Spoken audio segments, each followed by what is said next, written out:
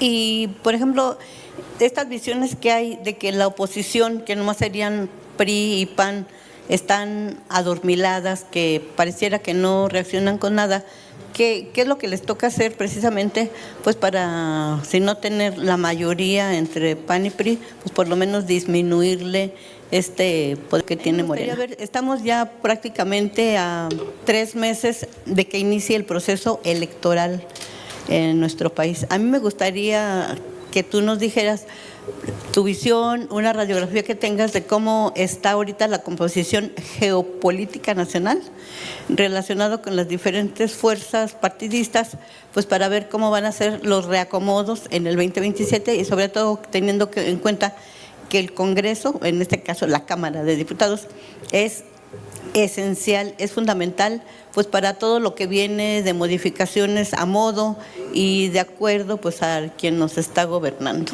Gracias.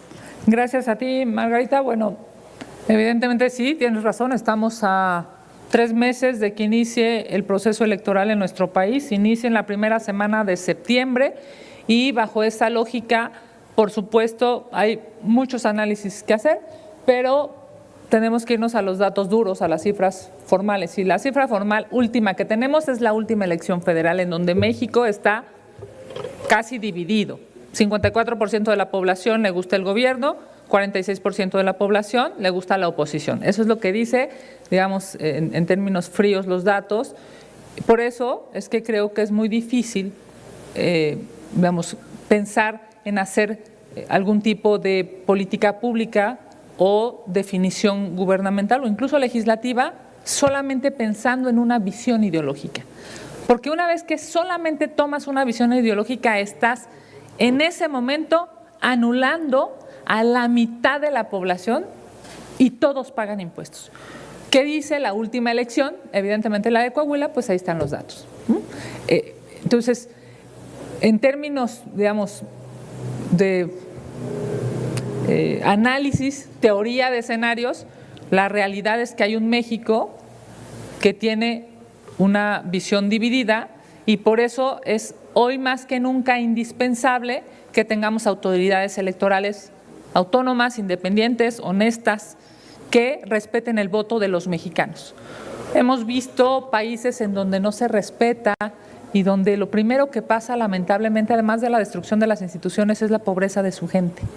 Y yo anhelo a que a México eso no le pase nunca.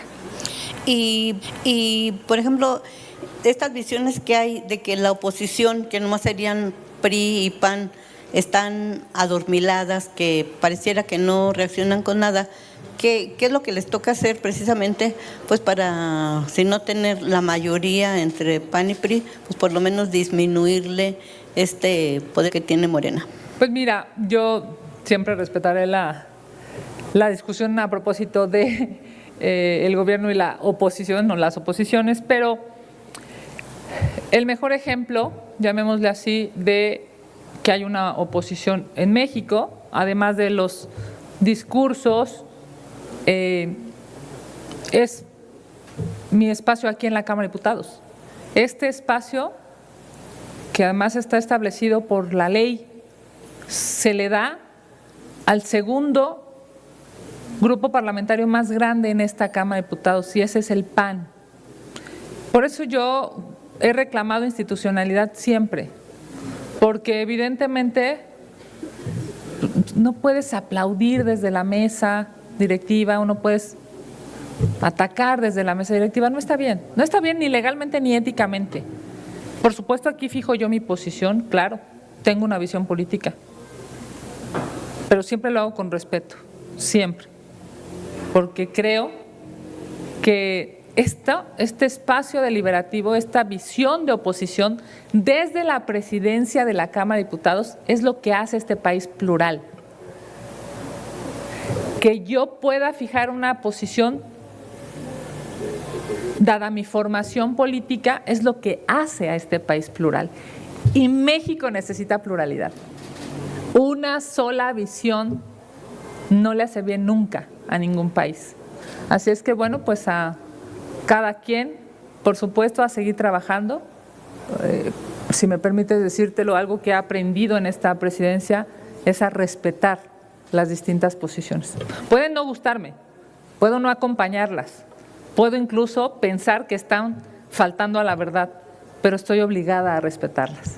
En este caso, el INE tendría que ser muy respetuosos de las nuevas solicitudes que hay de partidos políticos y no estarle regateando que le faltaron, que le sobraron, que no hicieron, que pues buscándole, ¿no? Así como para negarles el registro a las nuevas opciones. Se resuelve, entiendo, a fin de mes el tema de los partidos nuevos. Siempre será bueno que si cumple con la ley, pues la ley se haga valer.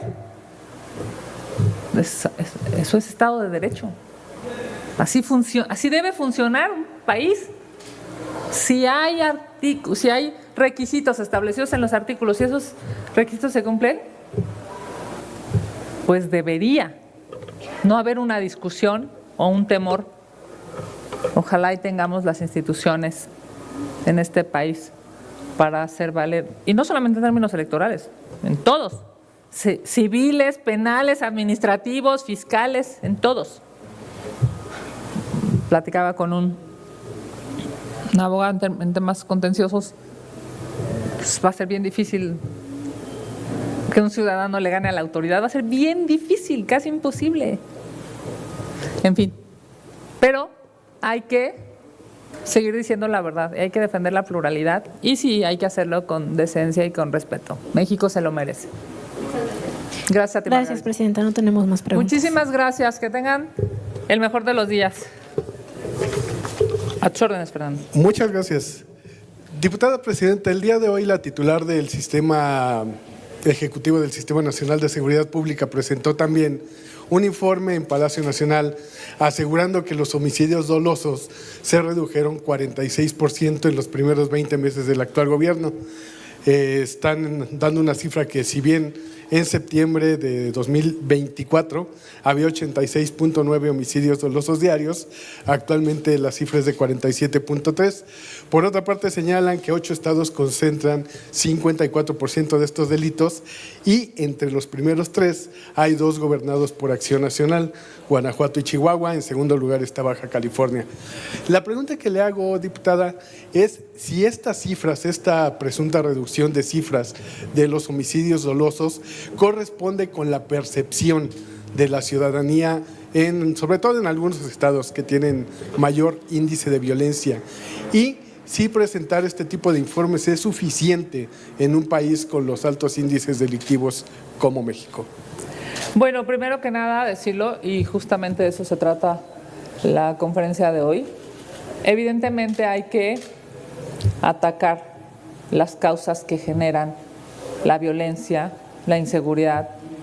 Evidentemente una de las causas, por supuesto, es generar mucho mejores condiciones para las niñas, niños, jóvenes, adolescentes, tener espacios públicos, tener la posibilidad de acudir a una escuela de calidad y salir adelante. También es un hecho que pues no solamente es atacar las causas de la infancia o la adolescencia, sino atacar a quienes hoy, lamentablemente, desde el espacio público, desde el servicio público, desde el poder público, son capaces de sumarse a el crimen organizado.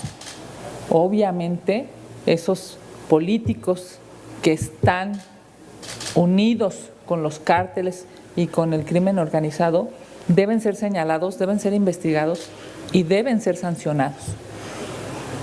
Esta discusión numérica sobre los homicidios, o en su caso la bifurcación que se ha hecho, por cierto, porque ahora hay distintos tipos de formas en las que se cataloga la muerte de una persona en este país, y más allá de discutir, evidentemente, hay que dejar muy claro que lamentablemente hoy la exigencia número 1 de los mexicanos es la inseguridad que se vive. El número de desaparecidos que ha crecido genera dolor en las familias mexicanas. Esta alza lamentable, durísima en términos humanos, lastima a las familias en México y buscar una cifra que permita generar seguridad, me parece que es erróneo.